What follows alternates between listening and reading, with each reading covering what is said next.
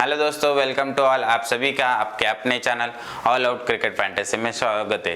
तो आज हम बात करने वाले हैं आईपीएल के एक हाई वोल्टेज मुकाबले के बारे में जो होने जा रहा है Kolkata night Riders versus Lucknow super giants के खिलाफ। वो होने जा रहा है मतलब आईपीएल का एक और आसान और बहुत ही हाई स्कोरिंग मैच।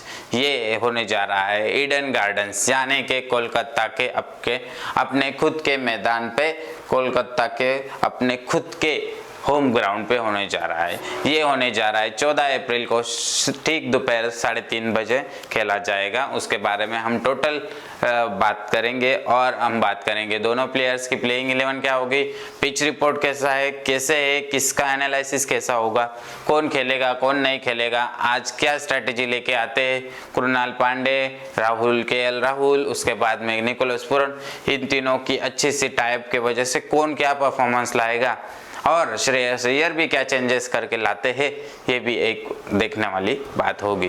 तो वीडियो में आगे बढ़ने से पहले चैनल को सब्सक्राइब करें, लाइक करना ना भूलें और बेल आइकन पे जरूर क्लिक करें। तो और हमारे दिए हुए 2 सवालों को भी जवाब दीजिए कमेंट में, उससे आपको फ्री गिफ्ट का एक गिफ्ट वाउचर और गिफ्ट प्राप्त होगा, वो भी हमारे तरफ से। तो वीडियो में हम आगे बढ़ रहे हैं। अब हम बात करेंगे ईडन गार्डन पे होने वाले आईपीएल के 28वें मुकाबले के बारे में जो होने जा रहा है KKR versus Lucknow super giants के खिलाफ। और ये होने जा रहा है ईडन गार्डन्स में 3:30 बजे, एट द टाइम ऑफ 3:30 बजे 14 अप्रैल को होने जा रहा है। तो इस मैच के बारे में और इस मैच के पिच रिपोर्ट के बारे में हम पहले शुरुआत करेंगे। अगर पिच रिपोर्ट की बात की जाए तो ईडन गार्डन्स एक मस्त वाला पिच है। ईडन गार्डन पे हाई स्कोरिंग मैचेस होते हैं। ईडन गार्डन एक बैटिंग फ्रेंडली पिच है। ईडन गार्डन एक बैटिंग फ्रेंडली पिच है और स्पिनर्स को ज्यादा हेल्प करता है। इसका मतलब स्पिनर को हेल्प करता है मतलब उसमें नरीने कैप्टनसी में आ गए। नरीने को निकालना नहीं है, नरीने कैप्टनसी में आ जाते हैं। हाँ, तो दोस्तों हम अब बात करने वाले पिच रिपोर्ट के बारे में कि पिच रिपोर्ट क्या हो सकती है ईडन गार्डन्स के मैदान की। पिच रिपोर्ट के बारे में कहा जाए तो ईडन गार्डन्स एक ऐसा पिच है जो बैटर्स को ज़्यादा सपोर्ट करता है। बैटिंग ऑर्डर अच्छे से आती है, बैटिंग परफॉर्मेंस भी अच्छे से आता है। बैटिंग परफॉर्मेंस के लिए अच्छा सा स्कोर मिलता है। हाई स्कोरिंग मैचेस होते हैं ईडन गार्डन्स में। अब तक देखा जाए तो कोलकाता नाइट राइडर्स को अच्छा सा उसी पिच की वजह से ज़्यादा सा हेल्प मिलती है। ईडन गार्डन के मैदान की वजह से कोलकाता नाइट राइडर्स के विनिंग के चांसेस ज़्यादा बढ़ जाते हैं। तो अब हम बात करेंगे कि कौन यहाँ पे चलेगा कौन नहीं चलेगा। अच्छा खासा बैटिंग पिच होते हुए और बॉलर्स की बात करें तो स्पिनर्स को यहाँ पे ज़्यादा हेल्प मिलती है। तो आप लोग ध्यान में रखिए कि स्पिनर यानी कि सुनील नरीने, रवि बिश्नोई, कृणाल पांडे, इन सभी लोगों का हमारे टीम में एक समावेश होगा। ये 3 प्लेयर फिक्स करना ही है आपको। ये 3 प्लेयर लेंगे तो 3 प्लेयर तो आ गए, तो बचे 5 प्लेयर, मतलब आपने सिर्फ 8 प्लेयर से ही हमें परफॉर्मेंस अच्छा देना है। उन 8 प्लेयर में ही हमें पूरा का पूरा मैच कवर करना है। जो हमारे 8 प्लेयर्स होंगे वो सबसे बेहतरीन परफॉर्मेंस देंगे, ये हमारी गारंटी है। तो 8 प्लेयर से ही हम चलने वाले हैं। 8 प्लेयर के ही परफॉर्मिंग हमें देखना है, 8 प्लेयर ही हमें लेके खेलना है। बाकी 3 प्लेयर आप पे डिपेंड करता है, कौन से भी लीजिए कोई इशू नहीं, पर 8 प्लेयर ऐसे होने चाहिए जो परफॉर्मेंस पक्का दे और कैप्टनसी वाइज कैप्टनसी भी पक्का दे। 8 प्लेयर अगर आपके टीम में होगा तो लॉस भी नहीं होगा और प्रॉफिट के भी चांसेस बढ़ेंगे। अगर लॉस होने लगा तो लॉस होने ही नहीं वाला। 8 प्लेयर आपके अगर ड्रीम 11 की टीम में आते हैं तो, और कोई भी टीम में आते हैं तो 8 प्लेयर आने ही चाहिए। उनमें से मैंने 3 बता दिए जो स्पिनर्स है हमारे टीम के, तो स्पिनर्स को रखना ना भूले। उसमें से भी सुनील नारायण को आप कैप्टनसी में उतार सकते हैं क्योंकि first opener of this match और पहले अच्छे खासे रिकॉर्ड बना चुके हैं, पर इस मैच में वो ओपनर की तरह ही आएंगे, पर खेलेंगे या नहीं खेलेंगे, चलेंगे या नहीं चलेंगे, इसके चांसेस कम है। सुनील नारायण इस मैच में ड्रॉप जा सकते हैं, उनको रिस्क नहीं ले सकते हम ज़्यादा, तो उनको कैप्टनसी के चांसेस भी कम रख सकते हैं। जीएल की टीम लगाते हैं आप, 2-3 मैचेस लगाते हैं तो उनको कैप्टनसी की देने की भी कोशिश करें और उनको एक में रखे भी।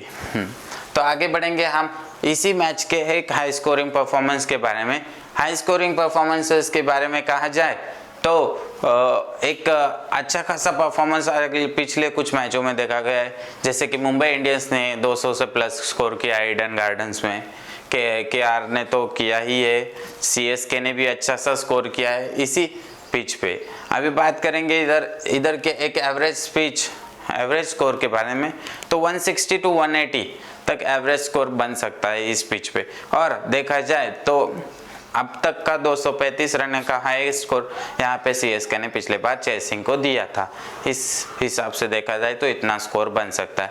अगर लखनऊ सुपर जायंट्स पिछले मैच में थोड़ा सा फर्क पड़ने के इफेक्ट की वजह से अच्छा परफॉर्मेंस नहीं दिखा पाए, पर इस मैच में अगर दिखा पाएंगे तो और भी बेहतर होंगे। डीकॉक चलेंगे या नहीं चलेंगे? अगर डीकॉक चल गए, डीकॉक का कैच ड्रॉप हो गया इस मैच में, तो डीकॉक 50 मारेगा, ये फिक्स है। कृणाल पांड्या भी 50 मारेगा, ये भी फिक्स है। अगर अच्छे से परफॉर्मिंग ऑर्डर और बैटिंग ऑर्डर में कुछ चेंजेस किए जाए तो लखनऊ के विनिंग के चांसेस बढ़ते हैं। और केकेआर में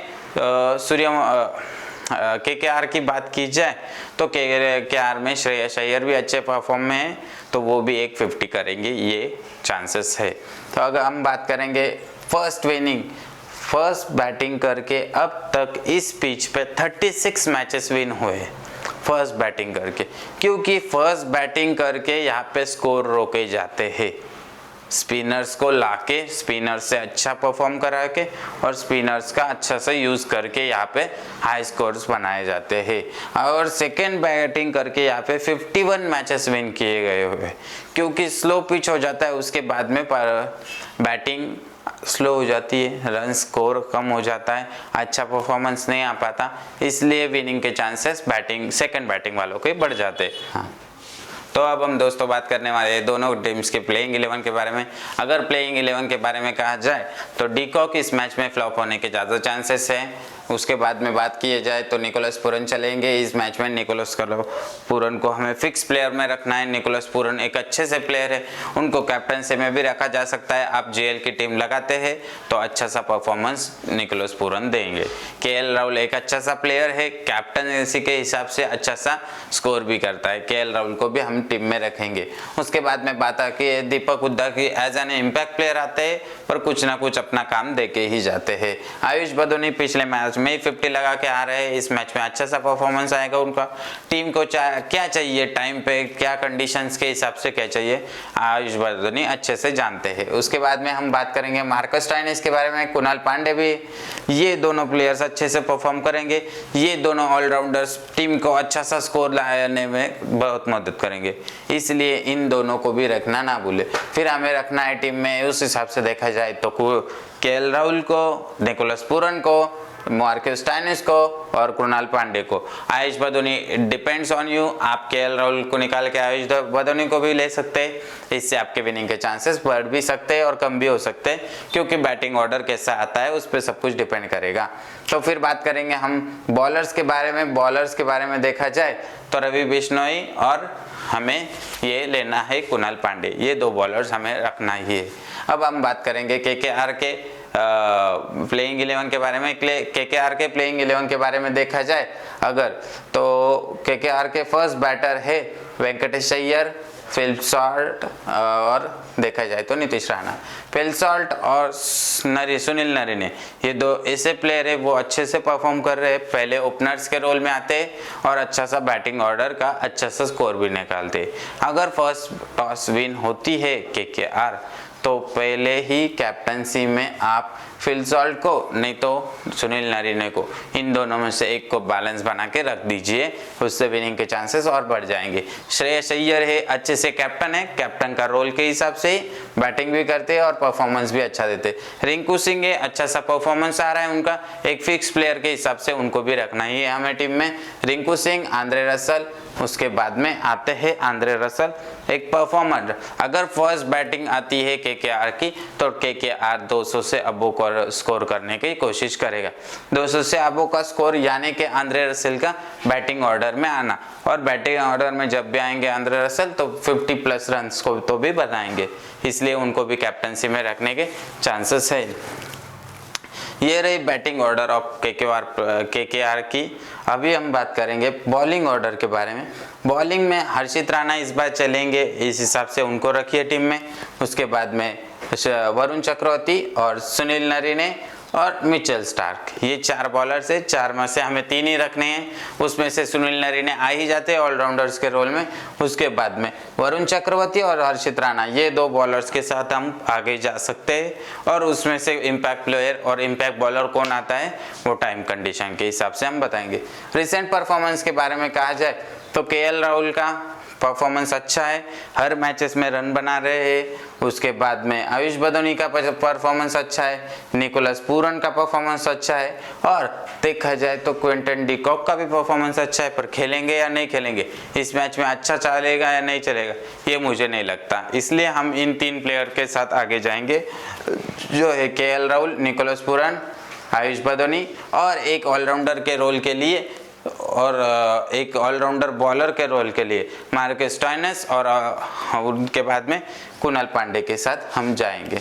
ये थी इनकी रिसेंट परफॉर्मेंस जो लखनऊ सुपर जायंट्स की। और बॉलिंग ऑर्डर में देखा जाए तो मयंक यादव, यश ठाकुर एंड मोहसिन, नहीं तो नवीन उल हक, इन 3 प्लेयर्स का भी अच्छे से यूज करेंगे। स्पिनर को अगर आते ही फर्स्ट बैटिंग को लखनऊ आती है तो स्पिनर मत लेना, सेकंड बैटिंग आती है तो Ravi Bishnoi as a spinner captaincy में भी डाल सकते हैं आप। तो आगे हम बात करेंगे टॉप परफॉर्मिंग ऑफ दी केकेआर्स के बैटर्स के बारे में। केकेआर क्या है रोल, परफॉर्मेंस कैसा है, इसके बारे में अगर बात करनी हो तो फिल सॉल्ट अच्छे से परफॉर्म कर रहे, इसमें मैच में भी चलेंगे। और उसके बाद में बात की जाए सुनील नरीने, वो तो ऑल इन वन लेना ही है उनको टीम में। फिर उसके बाद में वेंकटेश अय्यर है, पर उनको लेना नहीं है टीम में, अच्छा सा परफॉर्मेंस नहीं आया, एक आधी मैच में चलते अभी तक अच्छे से नहीं चल पाए। श्रेयस अय्यर भी अच्छा कर रहे हैं, उनका भी परफॉर्मेंस अच्छा है। कैप्टनसी के रोल के हिसाब से धीरे धीरे खेलते हैं, पर खेलते हैं रन्स, टीम को रन्स का अच्छा सा स्कोर बना के देते हैं। फिर बात करेंगे रघुवंशी के बारे में। रघुवंशी एक अच्छा सा बैटर है, यंगर है, तो वो भी अच्छा सा स्कोर बनाने में मदद करता है। तो हमें इनमें से 3 प्लेयर निकालने हो तो उसमें आते हैं सुनील नरीने, फिल सॉल्ट और आंद्रे रसल, ये तीनों को हमें रखना है। एक एक्स्ट्रा प्लेयर बोले तो रिंकू सिंह, इनको भी ऐड करना है। बॉलर्स की बात करी जाए तो वरुण चक्रवर्ती, हर्षित राणा, बस बाकी नरीने और आंद्रे रसल, ये तो 2 बॉलर्स के रोल के लिए आपके पास ही, मतलब आपके पास 4 बॉलर्स हो ही जाते हैं। मतलब वो 3 और 2 5 प्लेयर्स आपके ये सेट हो गए। उधर से मैंने आपको 5 प्लेयर बोले, इनमें से फिक्स 8 प्लेयर्स आपको लगाने हैं, 8 प्लेयर्स में ही आपको खेलना है, उससे ज़्यादा परफॉर्मेंस देने की कोई ज़रूरत नहीं। 8 से 10 प्लेयर्स में ही आपको विनिंग परसेंटेजेस बढ़ाने हैं। तो अब बात करेंगे हम हेड टू हेड मैचेस के बारे में। दोनों टीम के हेड टू हेड मैचेस के बारे में अगर कहा जाए तो कोलकाता वर्सेस लखनऊ, अब तक दोनों में 3 मुकाबले हुए, और सबसे खतरनाक बात कही जाए तो तीनों के तीनों मैचेस कोलकाता ने विन किए हैं, एक भी मैचेस एलएसजी ने विन नहीं किया है। पर देखा जाए तो तीनों के तीनों matches 1 run 2 run 3 run 1 run 2 run 3 run, इतने में ही लॉस होती है लखनऊ सुपर जायंट। तो अगर देखा जाए तो इस मैच में लखनऊ सुपर जायंट अपने तरफ से 100% देगी तो विन होने के लिए, और विन होके ही रहेगी। देखा जाए तो कोलकाता ने अब तक 208 रन का हाईएस्ट स्कोर दिया है उनको, लखनऊ को, और लखनऊ ने अब तक 210 रन का हाईएस्ट स्कोर दिया था, पर वो भी केकेआर ने चेस कर लिया था। अब लोवेस्ट स्कोर की बात की जाए तो कोलकाता तो एक टाइम पे 101 पे ऑल आउट कर दिया था, पर एक टाइम पे 176 पे लखनऊ को भी ऑल आउट किया गया है उनकी तरफ से। अगर हम बात करेंगे कि हमें एक विनिंग प्रोबेबिलिटी निकालनी है दोनों टीमों में से, तो ये विनिंग प्रोबेबिलिटी रहेगी केकेआर के विनिंग के चांसेस है एज पर द टॉस, वो बात अलग होगी, पर ये एज पर प्रोफाइल, मतलब पूरे डिस्क्रिप्शन निकालने के बाद में केकेआर के विनिंग के चांसेस बढ़ जाते। एज पर टॉस क्या कंडीशंस लाएगी और क्या लखनऊ अपने मैच खुद जीत पाएगी इस बार पहला मैच, तो ये देखने वाली बात होगी। तो हमारी तरफ से आपके लिए क्वेश्चंस होते हैं 2 जो आपको कमेंट्स में देने हैं, तो आप बताइए इस मैच का मैन ऑफ द मैच कौन होगा और हाईएस्ट विकेट टेकर कौन होगा। आप ये दोनों के सवाल हमारे कमेंट बॉक्स में डाल सकते हैं, उसमें प्लस KKR वर्सेस LSG, आप ऐसा डाल दीजिए, उससे हमें पता चल जाएगा। और इन दोनों सवालों के जवाब अगर राइट होंगे तो आपको एक फ्री गिफ्ट में मिल जाएगा। तो आगे हम बात करेंगे एक ड्रीम 11 की बैलेंस टीम के बारे में। मैं एक बैलेंस टीम दे रहा हूँ, ये बैलेंस टीम चलने वाली है, उसी से आपका परफॉर्मेंस अच्छा सा आएगा और ये परफॉर्मिंग प्लेइंग ऑर्डर आएगा। एक बैलेंस टीम देने का काम ये है कि बैलेंस टीम क्या परफॉर्म कर पाएगी क्या नहीं, पर SL में अगर लगा रहे हो, स्मॉल लीग्स में लगा रहे हो, तो ये टीम के साथ आप जा सकते हो। स्मॉल लीग्स के लिए देखा जाए तो कैप्टन KL राहुल है, अच्छे से बैटिंग करेंगे। निकोलस पूरन, उसके बाद मैट क्विंटेट डिकॉक, पी सॉल्ट को हमने वाइस कैप्टनसी दी है इसमें। और देखा जाए तो सिर्फ श्रेयस अय्यर बैटिंग ऑर्डर में रखे, क्योंकि LSG के पास ऑलरेडी ऊपर 3 बैटर्स आ जाते हैं अच्छे से, और एक KKR के पास ये 2 अच्छे से हिटर है, उनकी वजह से उनको ज़्यादा नीड नहीं पड़ने वाली। उसके बाद में आंद्रे रसल, सुनील नारायण, ये 2 भी आ गए, मतलब 4 बैटर्स तो भी पक्के आ गए। और LSG ने अगर स्कोर कम कर दिया, अगर स्कोर कम हो ही गया तो ये 4 हिटर्स काफ़ी है उतना स्कोर मारने के लिए। अगर KKR टॉस विन करके पहले बॉलिंग लेती है तो बॉलर्स के रोल के लिए देखा जाए तो रसल, नरीने और मिचेल स्टार्क, ये तीनों काफ़ी है लखनऊ सुपर जायंट्स को ऑल डाउन करने के लिए। और मार्कस स्टोइनिस, यश ठाकुर, मयंक यादव, ये तीनों प्लेयर्स हमने लिए हैं। ये क्या नया परफॉर्मेंस दिखाते, यश ठाकुर पिछले मैच में भी चले थे, इस मैच में भी चलेंगे, इसकी हमें गारंटी है। तो आगे हम बढ़ेंगे, हमारे चैनल्स के डिस्क्रिप्शन के बारे में बात करेंगे।